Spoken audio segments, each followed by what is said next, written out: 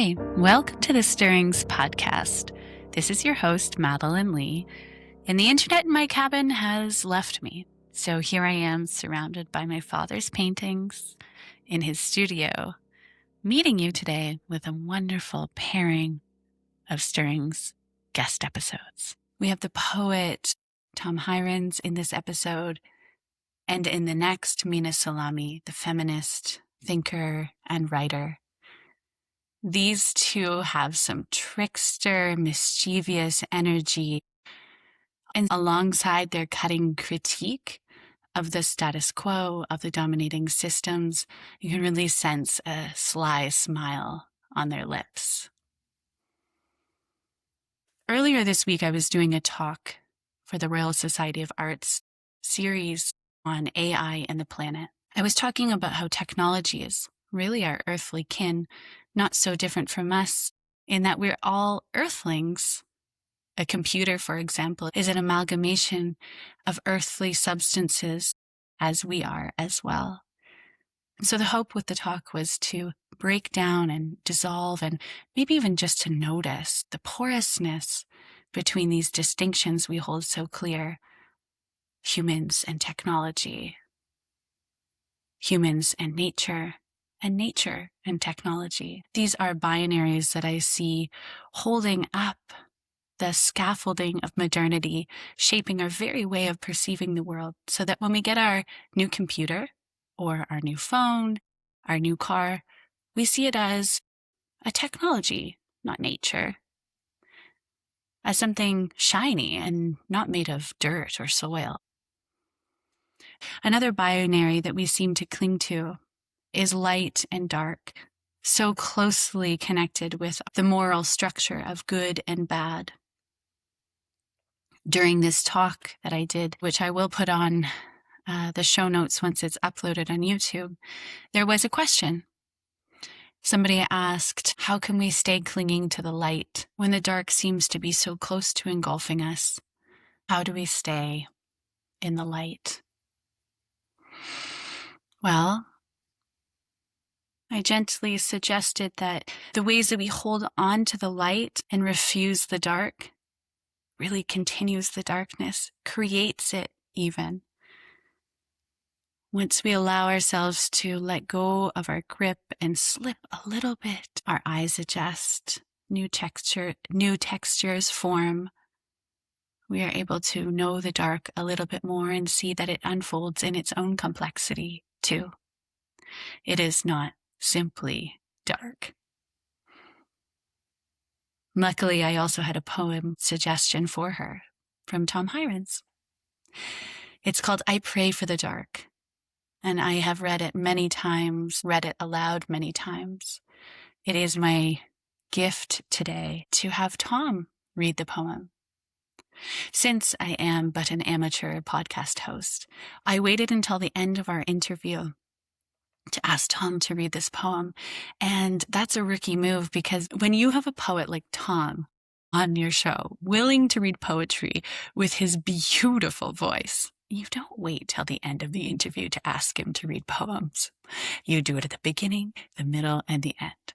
So I've duplicated Tom reading I Pray for the Dark, and I brought it to the front as a sort of blessing over the episode.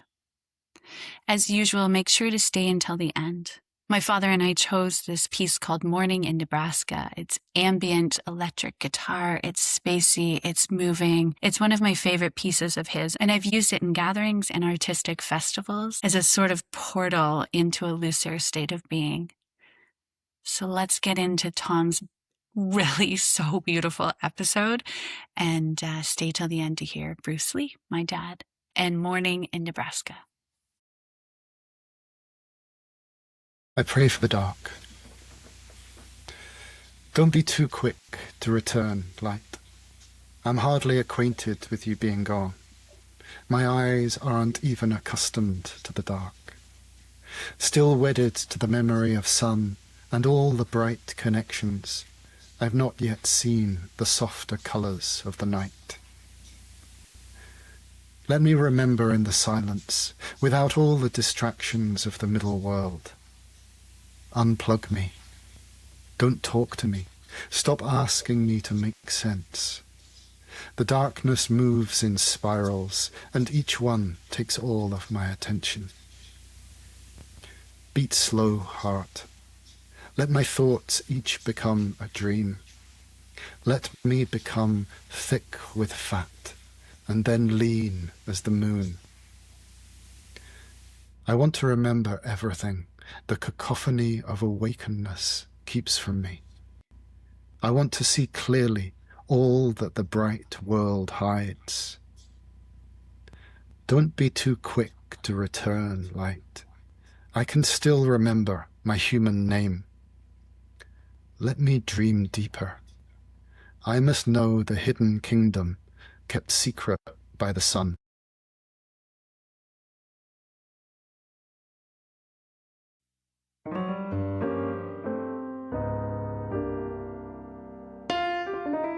Tom, welcome to the Stirrings podcast. Hello, Madeleine. Lovely to be here. I found your work some years ago listening to Mark McCartney's podcast, What is a Good Life? And then I since have been following you of all places on LinkedIn. Natural home of poets. Exactly. I have no idea what I'm doing there. Oh, it's great. So everybody listening, please go on LinkedIn and follow Tom. I think this is so great because LinkedIn is this very weird, like distorted social media of professional life.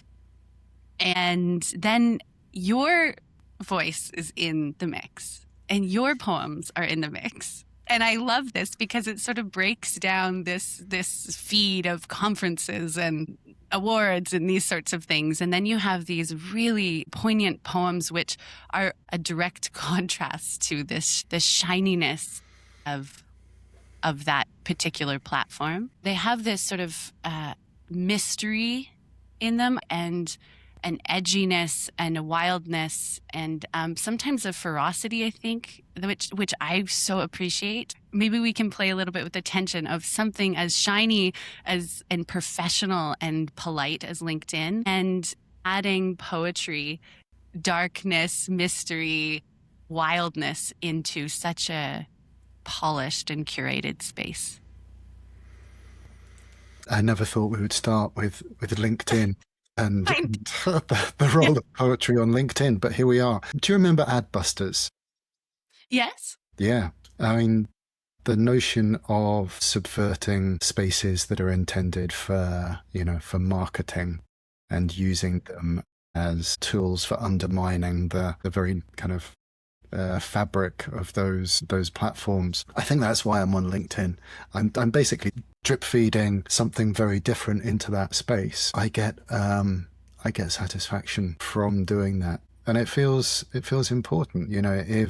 If people there are these kind of professionals with the constant feed of come to this, do this, take this course, the horrible AI generated slop that's on there in place of actual language, to put things into there which hopefully have some power of language, does feel like a bit of a trickster move. I love you in the mix there, and it does feel that trickster. There's a bit of mischievous energy there as well. And I heard you say on a different podcast that sometimes poets share their poems or work through a poem and have that process for some sense of like self-expression, and that you also want to change. You also want to cause maybe a stir. And I'd love you to speak a little bit about that, about how you see your poems going out in the world, and what is your motivation for that?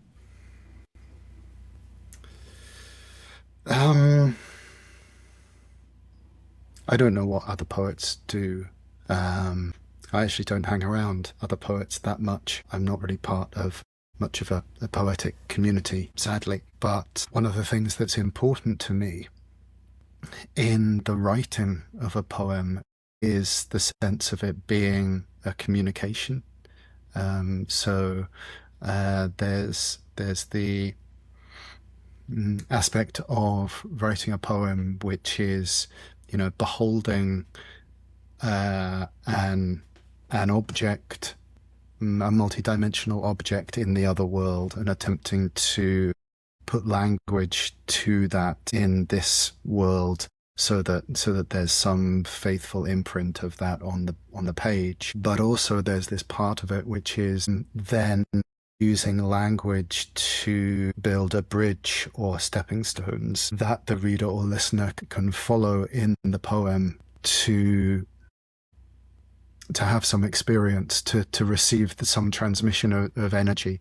If poetry, like all art forms, from visual art to joke telling, they're ways of transmitting energy across time and space, aren't they? I write a poem, there's something stored in there, and a reader or listener in some other place and some other time can read it or hear it, and something happens to them. There's an ignition or a reshaping, or just a journey is taken. And as a writer, I'm interested in that, because part of what my poetry seems to be about is participating in the world. And participating in the world means being an activist of some sort or another. And so the tools that I have are using language in particular ways for speaking truth. One of the descriptions of poetry that I use often is poetry as speaking or writing truth in ways that carry power. And that immediately becomes an act of resistance against falsehood, and naming what is unnamed in the field, or speaking about the emperor's new clothes, or finding language for the things that other people can't find language for. Those are all between the poem and the reader or listener.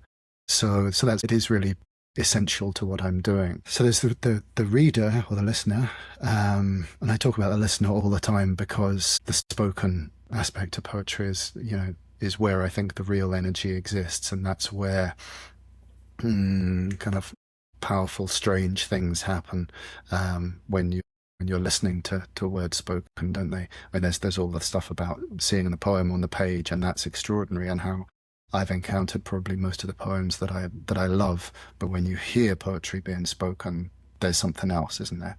And in my cosmology, the subtle fibers of reality start to hum and sing, and extraordinary things along the scale of soul movement to rearrangement of physical reality can occur if there's the skill in the speaker. I don't have the skill to rearrange the molecules of reality in the ways that I would like to, but I'm interested in learning. So if there's anyone out there who has any leads on that, then send them my way. There's so much in there that we'll get to in our conversation, but I want to go back to this idea of the activist. One of the things that your poetry has helped me with in the last years has been within this context that many of us feel of this real dismay and political overwhelm, and what am I supposed to do? I think many of us, when we hear the word activist, think of an activist in a very particular way. It would be somebody who is, I picture sort of a stereotype, like a loudspeaker and marching and hands in the air, all of which would be very important. But I love this idea that there are many ways of activism, and poetry can be one of them. Is activist something you've always connected with, or is this something you've come to? It's a word I don't actually use very often. I don't actually. I mean, what is an activist? What isn't? It can get kind of meaningless. But with poetry, fascists and totalitarians of all kinds have always loved killing poets.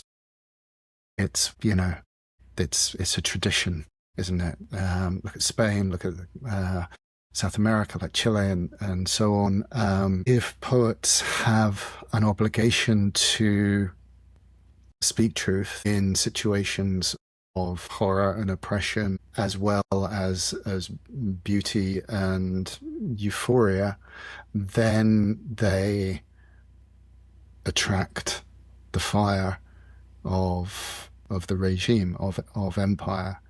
So activism, non-activism, I don't know, but since I was really young, I grew up in a household where my parents were campaigners against nuclear weapons in the 80s, and nuclear power, and environmental, not frontline activists, but activists in the way of speaking up and putting their energy in those directions. So that's always been with me. But when I started writing poetry, which was about just over 20 years ago, in earnest, in real earnest, it was very clear to me that the kind of poetry that I wanted to write, and which was coming out of me, as well as being this expression of soul and my internal mythopoetic landscape, it also braided in with that inextricably was this sense of, I speak about it in other contexts as the warrior poet tradition, where your function is larger than just the self-expression that we were talking about earlier. You use this phrase right now, the mythic poetic landscape, as you understand it. Can you tell me more about that? The mythopoetic landscape. So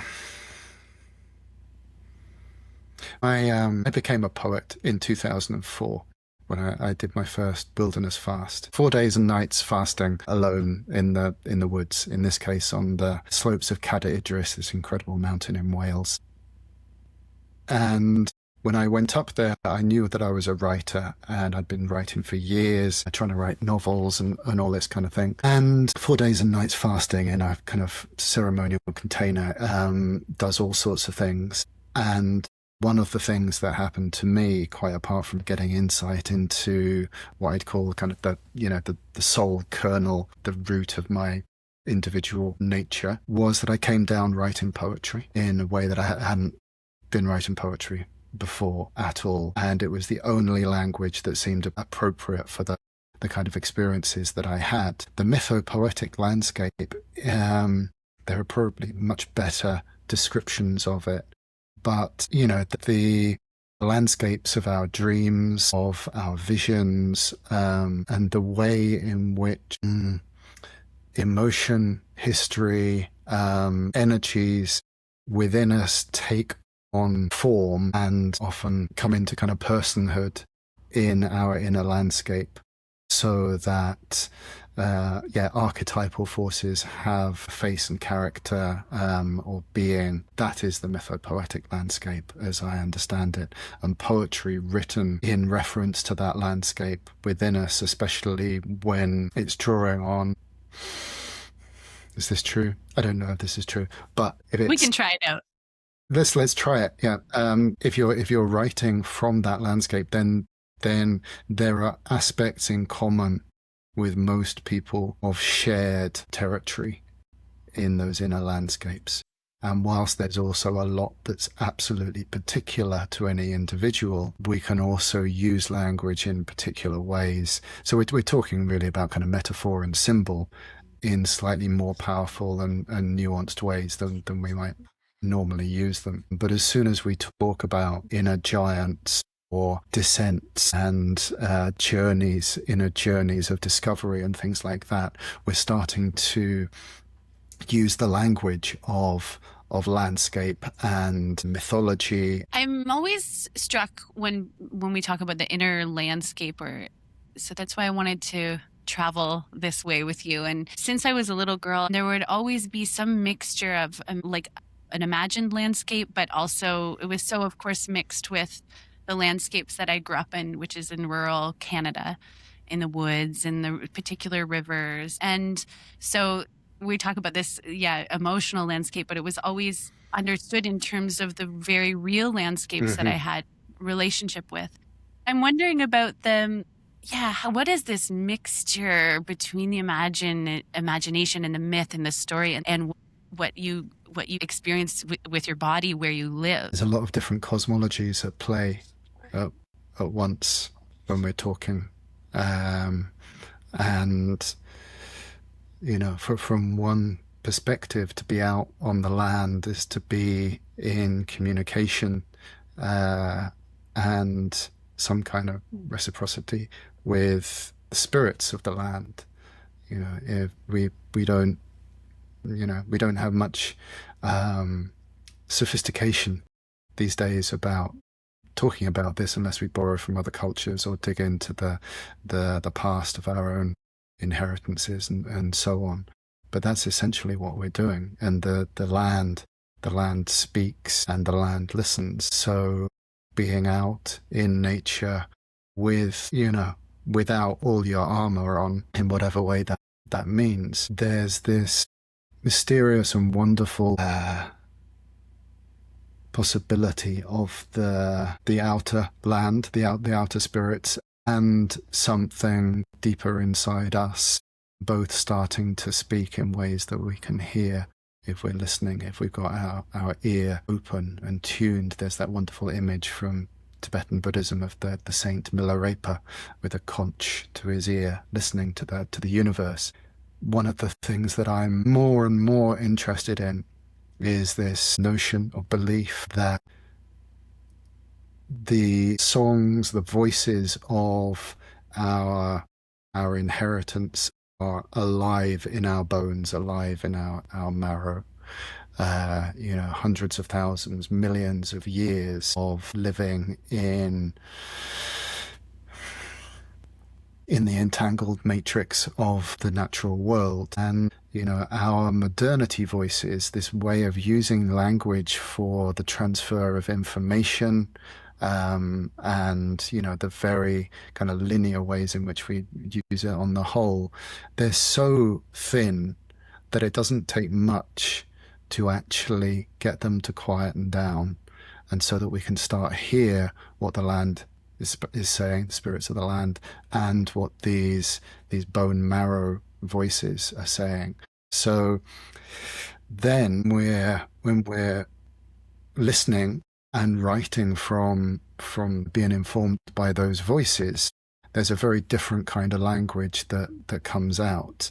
And it's a very simple thing of being in the woods and the way that our peripheral senses start to open, and the way we talk to one another when we're in the woods starts to be very different from how we are if we're sitting on Zoom, with this very kind of focused, small aperture kind of visual and auditory field. But this thing of the bone language,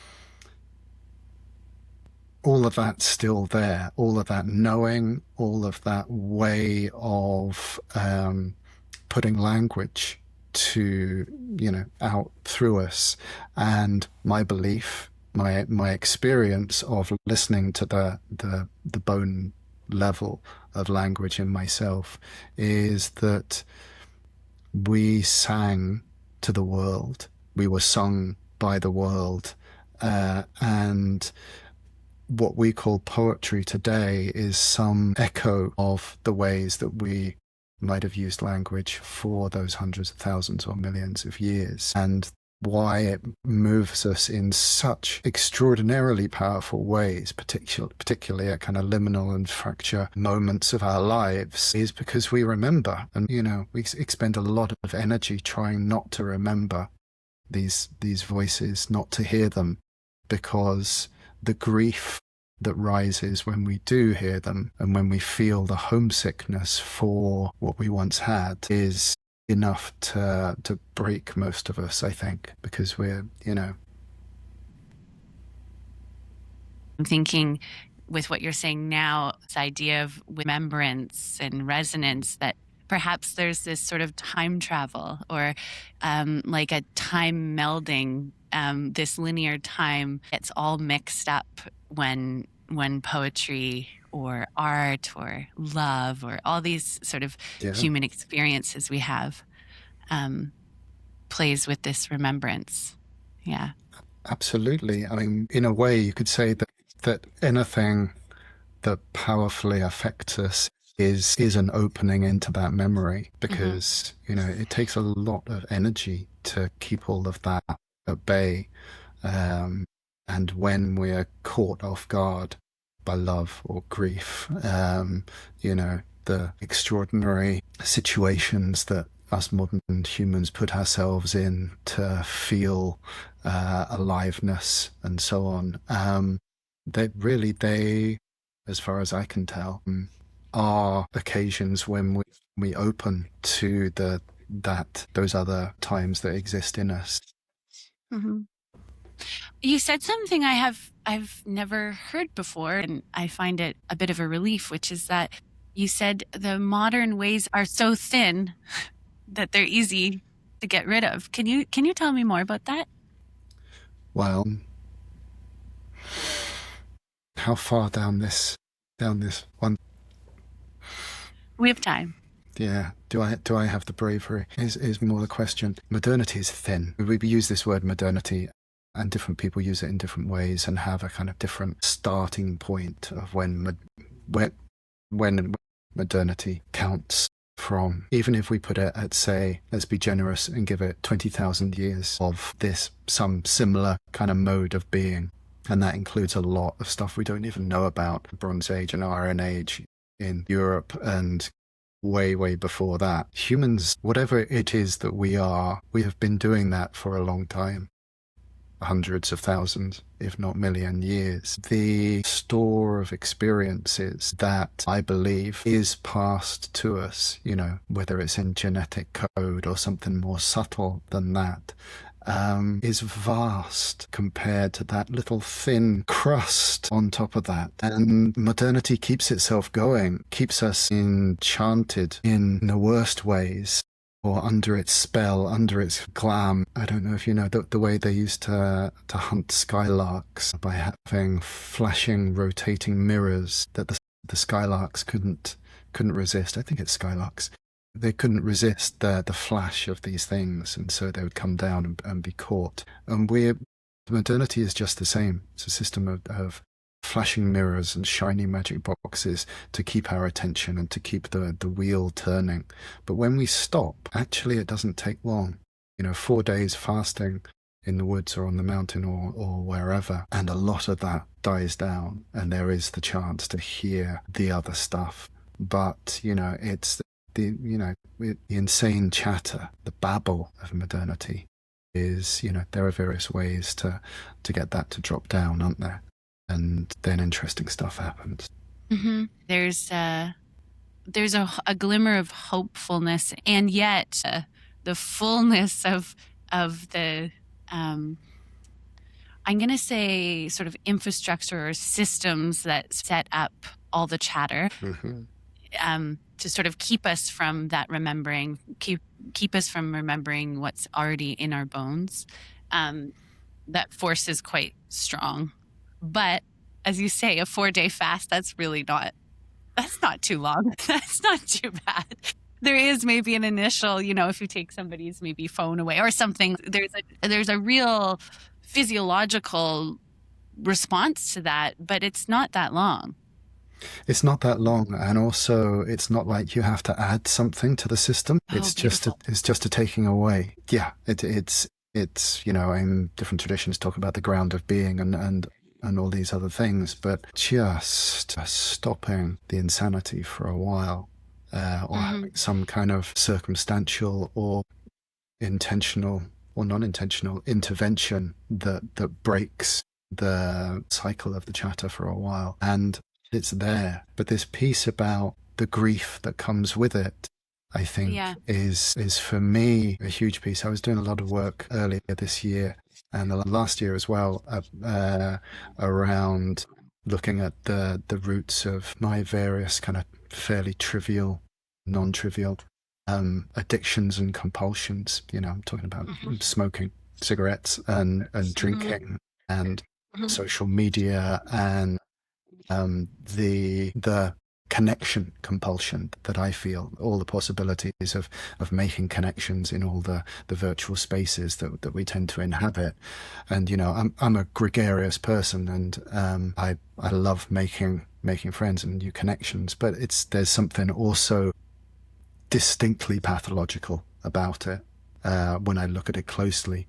And so I was doing some work around that, and trying to identify the nature of the beast, using mythopoetic language again, was the nature of the beast that I was feeding. And the first thing that I came to was loneliness, which many of us feel in one shape or another. But when I investigated more deeply and started to look at, where did I feel loneliness kind of in my own life story?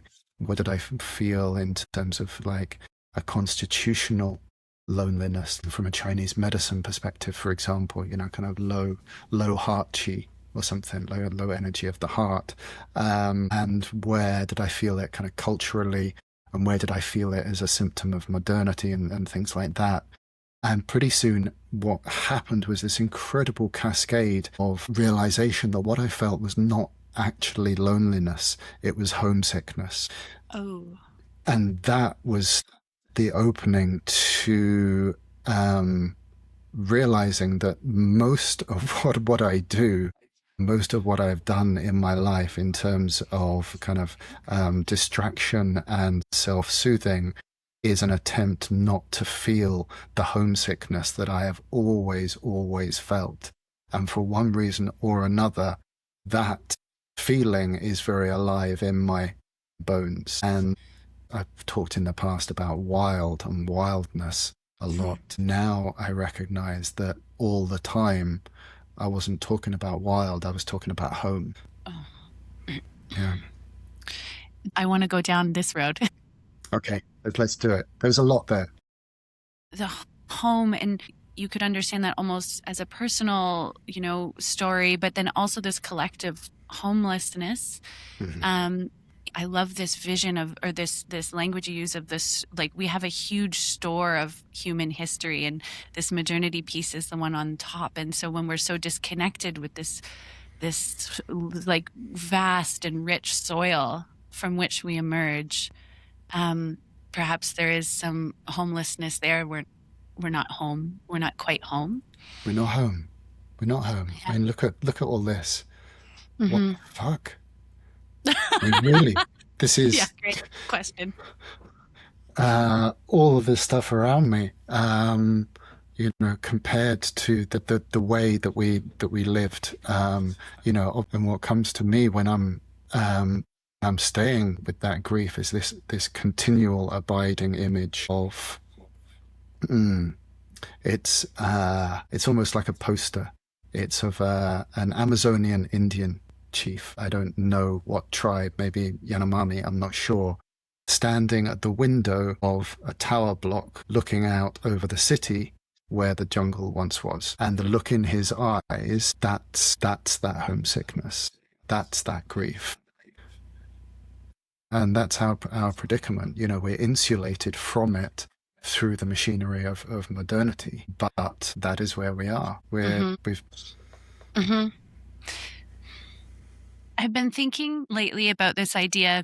So stay with me here. There's this idea in robotics that's called the uncanny valley. The idea is that when you try to make a robot as human-like as possible, there comes a point when humans will become very uncomfortable and reject it the closer it gets to human-like, because we can sense at some fundamental level that it's not a human. The more human-like it becomes, the more disturbing it becomes.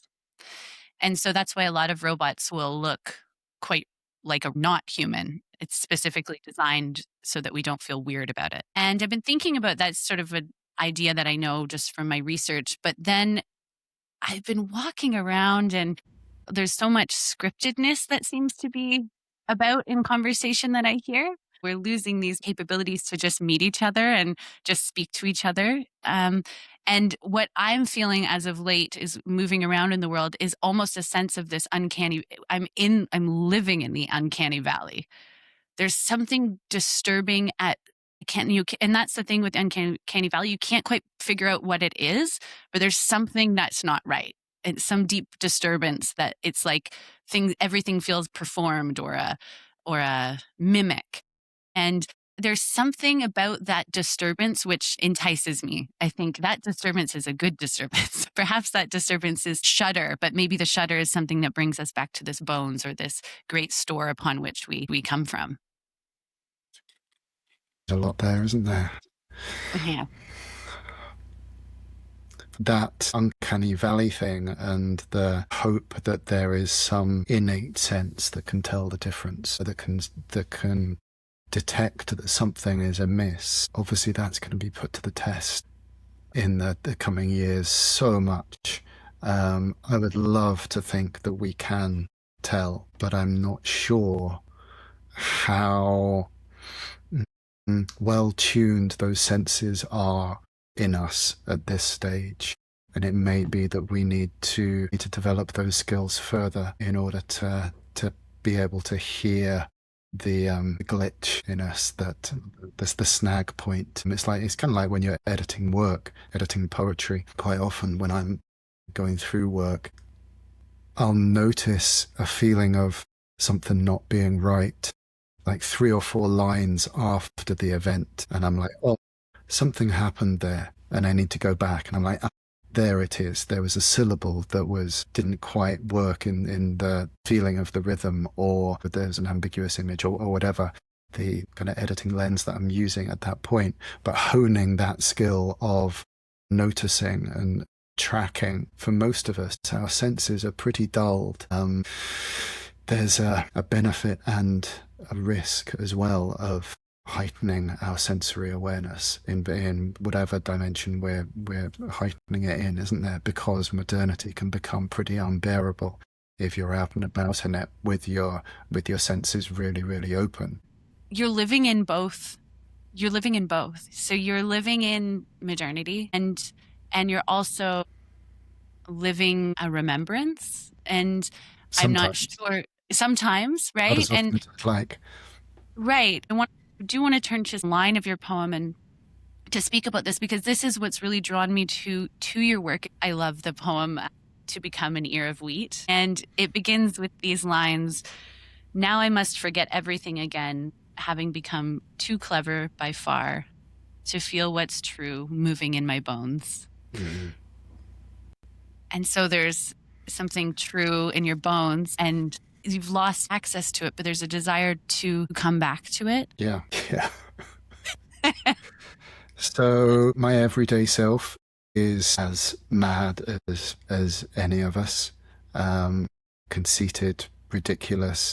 You know, most of what I talk about, I have no idea what I'm talking about, but I'm full of theories. And I am as vulnerable as anyone, getting caught up in my own cleverness. And so this morning, preparing for coming on and speaking with you, I could feel myself starting to kind of get into my clever mind of like, what clever things could I talk about? You've been very clever. Accidentally, I apologize if I have at all, because I've I don't want to be an expert in any of these things. So I could feel myself this morning getting kind of like, oh yes, that's an interesting angle. Could take it down that avenue, and and people will go, yeah, he's so clever, and all that kind of stuff. And I was like, oh God, how dull, how tedious, how tired is that? And the best remedy for me of that is to go to the woods. And I'm fortunate by choice and the strange circumstances of my life, to live on the edge of Dartmoor in Devon, which is an extraordinary place. Could you describe it a little bit? Because I did Yeah. look on Google Images, but I'd love to hear it from your words. What is that landscape like? So Devon's in the south of England, the southwest of England. The south of England is not a place where you'd expect to find much in the way of wildness. It's very inhabited by, any sane standard. It's basically suburbia. Sorry, southern England, that's really rude. There are some extraordinarily beautiful places, but I lived in Scotland for 20 years. And, it's very crowded down here. Dartmoor is 365 square miles of wilder land. It's moorland on the whole, with some extraordinarily beautiful rivers running through it, the Dart and the Tean, kind of principal among them, in my mind at least. And so a lot of temperate rainforest around there, and there's a lot of granite and a lot of heather and a lot of gorse and a lot of bog, and an extraordinary number of ancient sites. So ancient sites in this context means stone circles, stone rows, standing stones, cairns, or so piles of stones, often from the Bronze Age, and things like that. Mythopoetically, for me, the Dartmoor is a great grey, shaggy beast that still eats people. People die out there every year because they get lost, or there's flash floods and all of this kind of thing. Not many. It's pretty tame by Canadian standards, or a lot of other places. But for England, which for centuries and centuries of basically making life safer and safer and safer, Dartmoor's still edgy in places. And it crackles. I would say the spirits of the land are still quite vocal and present. It doesn't take long to be out there and feel the intensity of the experience, and it's very varied. And so there's a lot of kind of very haunted places traditionally, a lot of story of different places. And so I go to Dartmoor and go onto the moor. In the case of this morning, I just went up the hill into the woods where there are two big Bronze Age cairns and the forest around them. And it doesn't take long. I mean, this is what we were talking about earlier.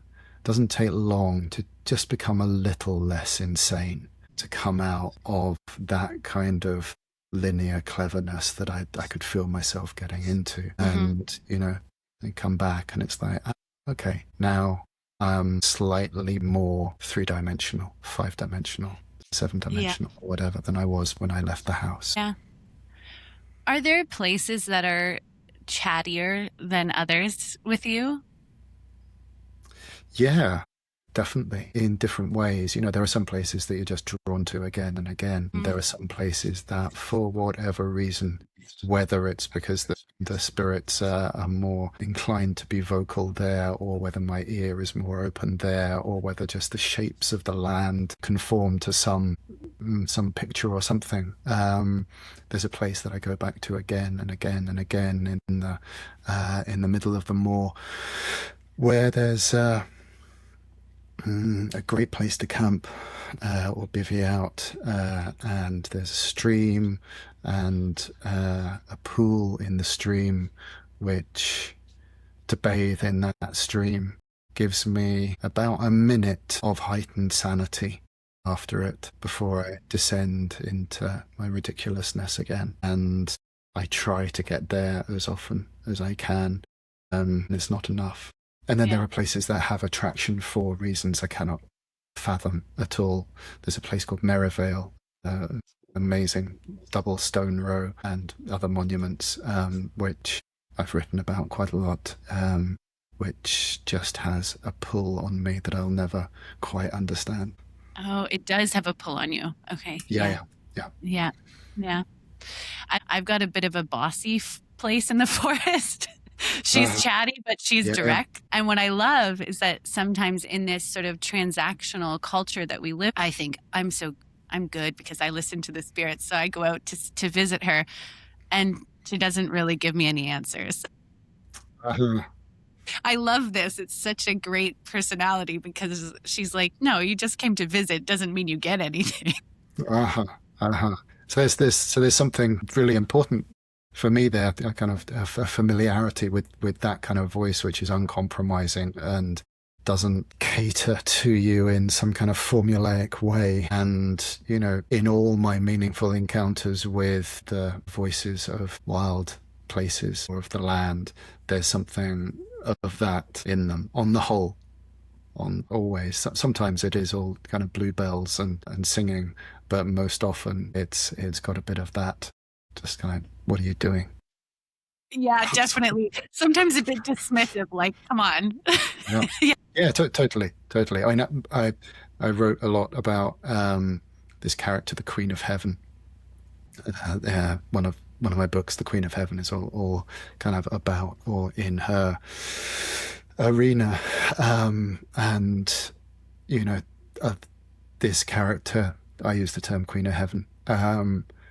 But actually, there's a lot of Baba Yaga in her.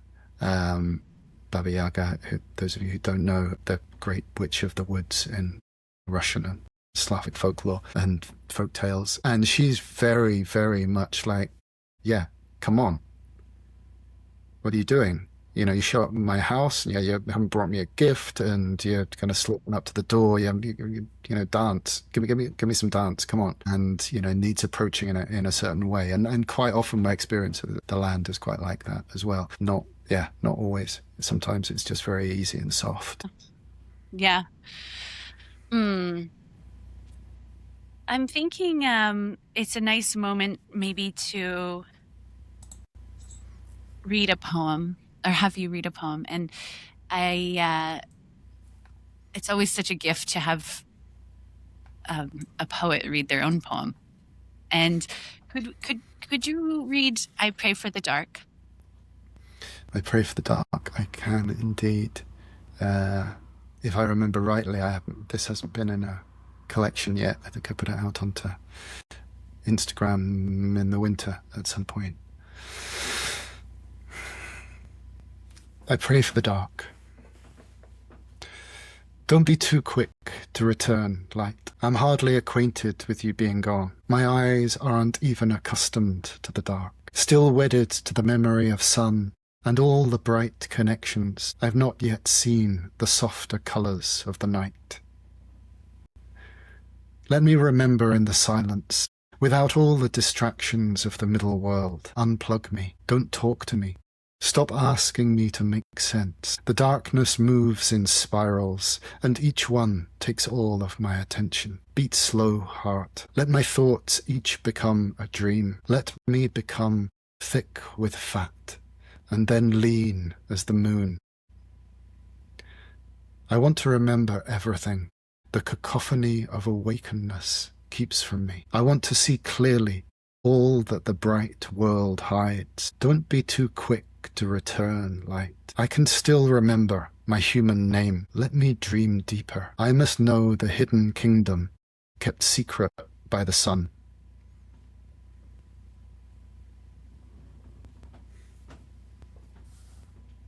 It's not bad, that one. Not bad at all. I love this one. I read it in around the winter solstice in a church in Delft in the Netherlands. And it's a 12th century church, enormous, and we turned off all the lights with about 25 people.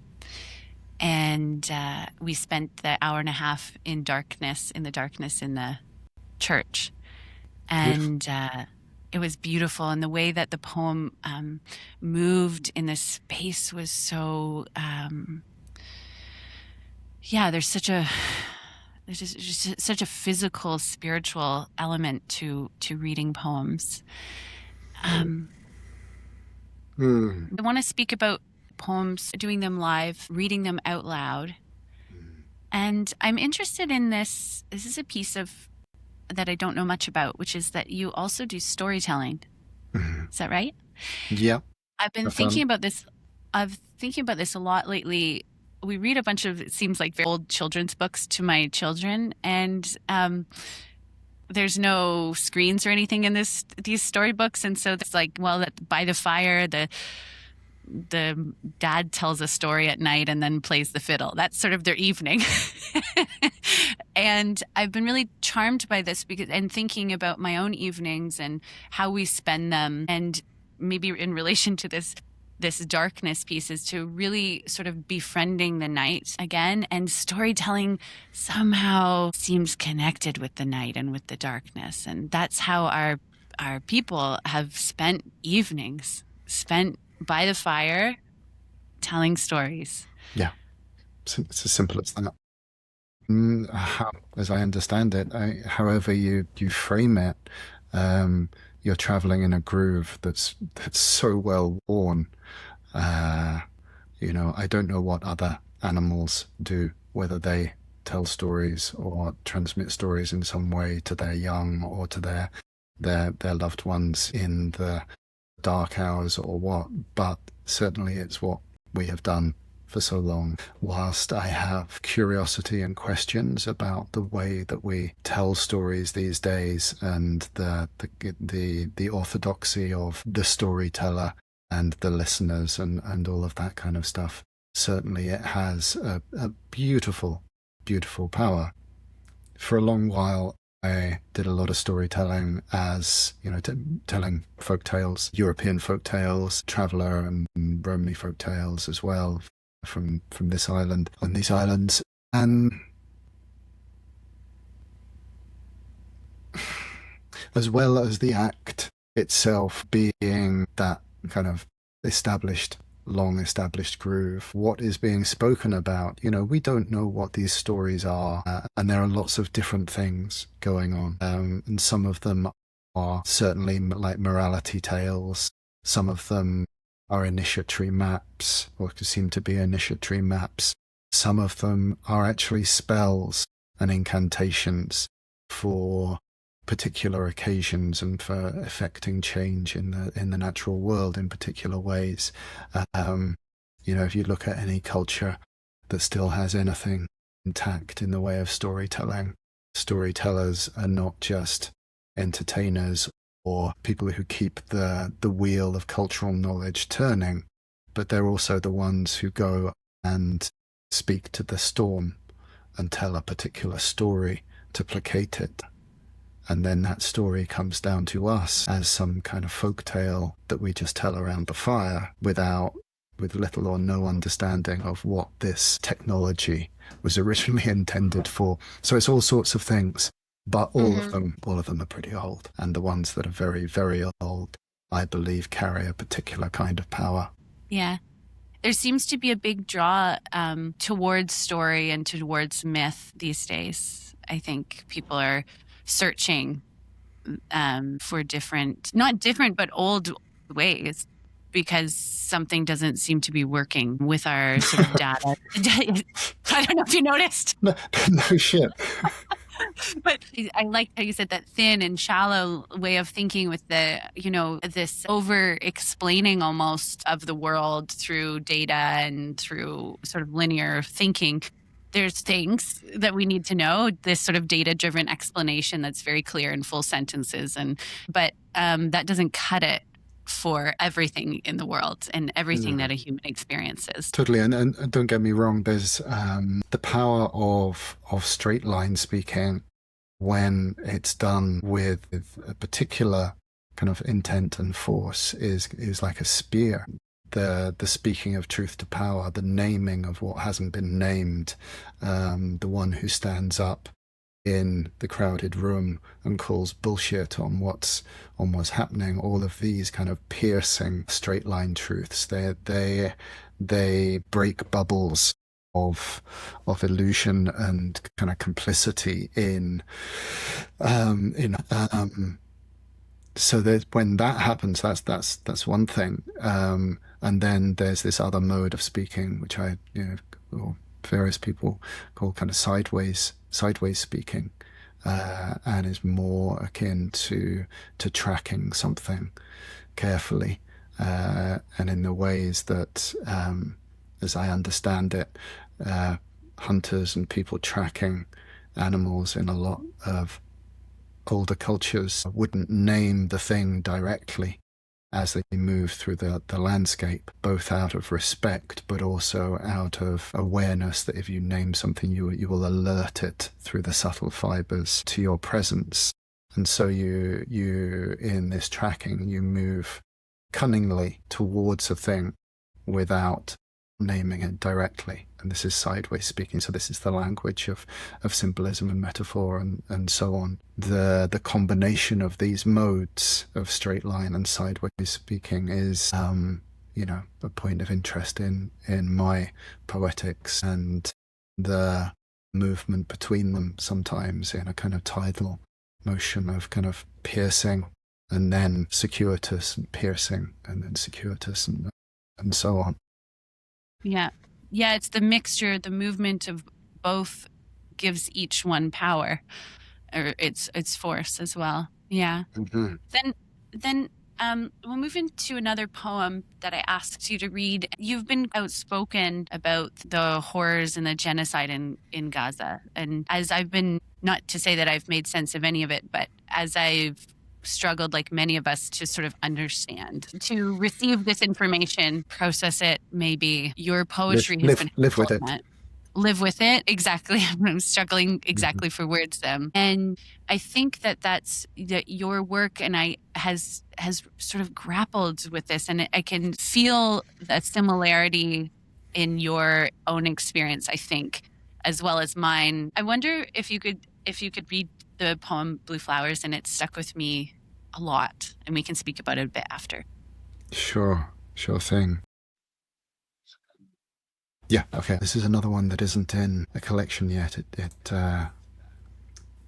are a number of blue flower themes that go through my work and life over the last few years, but this is the one. Blue flowers. This morning, halfway down the stairs in his white dinosaur pajamas, my youngest son brings me a brown plastic bear. He says, "Let me show you something," says abracadabra, and opens the mouth of the bear. Inside its mouth are 2 tiny blue plastic flowers from the Playmobil treehouse we've been building. Earlier this year, I wrote a poem featuring a girl out of whose mouth wild violets pour. In the poem, I encounter her in the cave of a bear. My son is 5 years old, and this is how the world works. Everything is connected by seemingly invisible threads. We tug and twang, and violets pour out of a bear's mouth. I really don't know what we're doing with the rest of our lives. And having remembered for weeks, this morning it strikes me suddenly that my father would have been 80 years old today. Instead, he has been dead for 37 years, and I find it hard, verging on impossible, to imagine him as an old man. In Lebanon and Gaza, I lose my words, and the invisible threads by which all things are connected, and by which I am entangled with every living thing, shudder with rage and sorrow, and I pack my older son's football kit and forget to take it with him to school. Irritable, I am distressed by traffic. I am held, like each of us, in the heart of this unfathomable life, waiting at the mouth of a cave I dreamed of, for blue flowers to fall into my hands.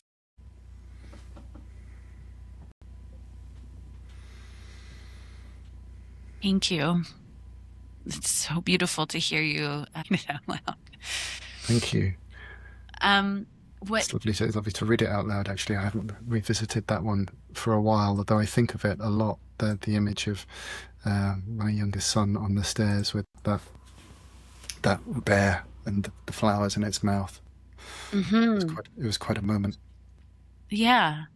Sometimes there's these moments where I'll see something and it'll just really stop me. And this poem was it. I think it met me at a particular time too, of course, because the poem has power, but it has power in where it meets you. What was speaking to me was this feeling of all of these, as you say, invisible threads coming together, but it's not as if you're doing some masterful weaving. The twang and what was the other word? The twang and tug, I think. Tug and twang. And it's sort of, those things are sort of, are happening invisibly, and then your son comes down the stairs and you're taken aback. And it was the line also of which really, as a parent of young children and the bustle of getting out the door, of is like packing the football kit and forgetting it. And I've had this experience a lot in the last while where I'll have read the news and I'll be thinking about something catastrophic and it's on my mind. And then I'm also just trying to get pants on a 2-year-old. And that, I'm not sure if this is something, it's even a question, but just to say, yeah, that's why the poem was really speaking to me, and sort of that the bigness of the politics, and then the having to just do these domestic things with their kids. And I think as a parent, you're constantly living in several worlds at once, and you don't have the privilege to live in one completely often. You know, the last couple of years since October the 7th, 2023, have been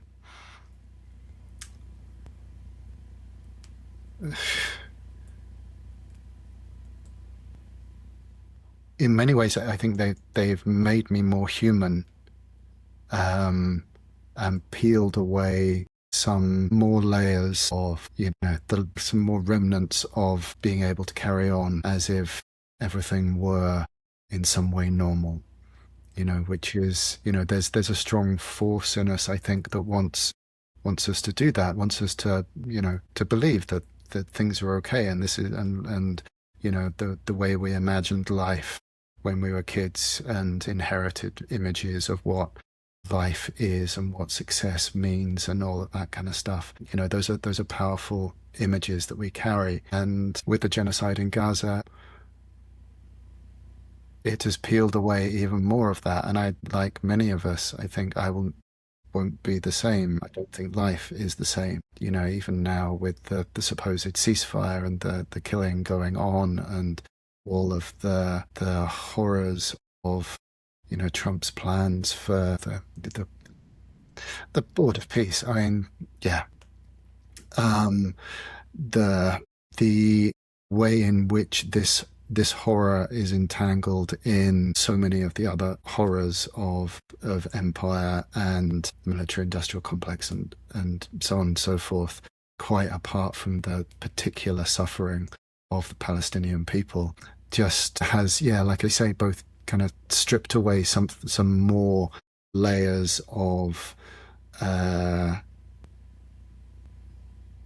some aspect of my heart that has kept me separate from the world. So now that sense that we were talking about right at the beginning of trying to do something positive in the world is even stronger. But at the same time, I've noticed the quality of my poetry deteriorating over the last couple of years.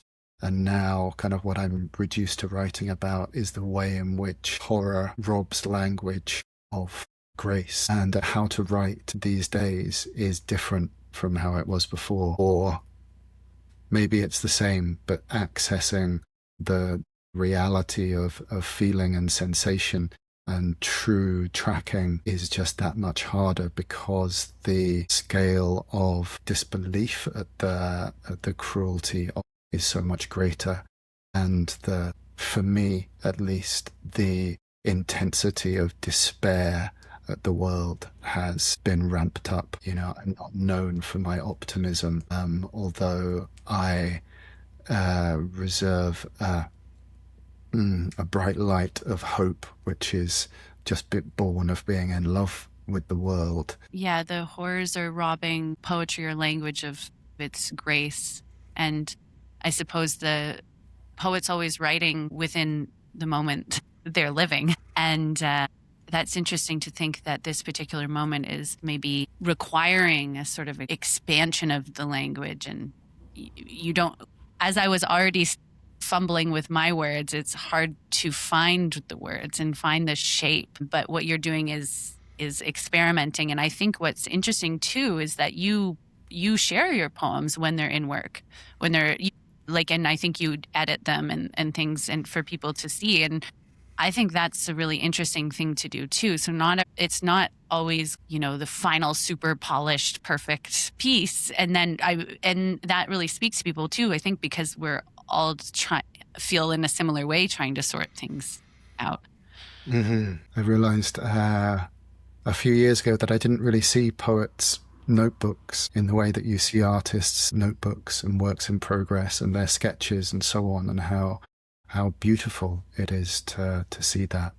And so certainly for a while I was really trying to put imperfect pieces up, just kind of as I was working on them. There are some pieces that feel like they want to be held a bit closer to my chest for a while, and there are others which are like, no, just get this out. And for all the ways in which I really loathe social media and the way in which it preys on our atomization and our longing for genuine connection to market stuff at us, it is extraordinary to be able to put poetry out and have people read it, within moments. I mean, that's an extraordinary privilege to have that, and to have a voice on some of those platforms. And then with that comes the question, which has really racked me over the last couple of years, of what can I usefully do with that voice? What is the best thing that I can do? And one of the complexities of writing at the moment has been, the attempt to articulate some of the things that I've been feeling and my responses to what's been happening in Gaza and elsewhere. But that movement towards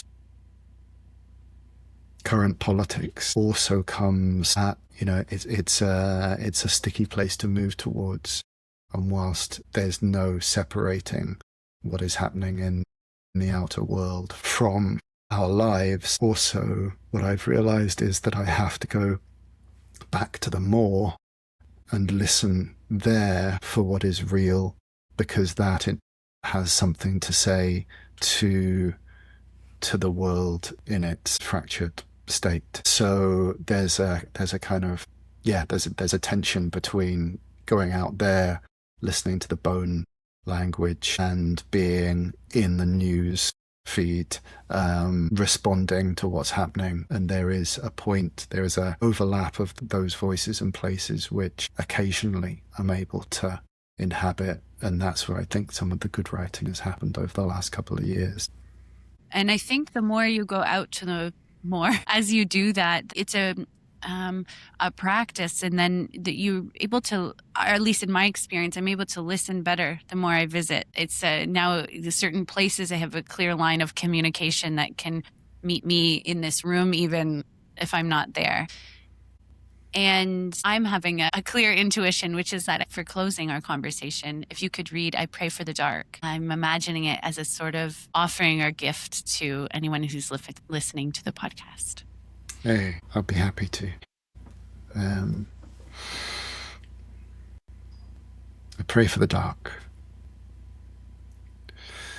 Don't be too quick to return, light. I'm hardly acquainted with you being gone. My eyes aren't even accustomed to the dark. Still wedded to the memory of sun and all the bright connections. I've not yet seen the softer colours of the night. Let me remember in the silence, without all the distractions of the middle world. Unplug me. Don't talk to me. Stop asking me to make sense. The darkness moves in spirals, and each one takes all of my attention. Beat slow, heart. Let my thoughts each become a dream. Let me become thick with fat, and then lean as the moon. I want to remember everything. The cacophony of awakeness keeps from me. I want to see clearly all that the bright world hides. Don't be too quick to return, light. I can still remember my human name. Let me dream deeper. I must know the hidden kingdom kept secret by the sun.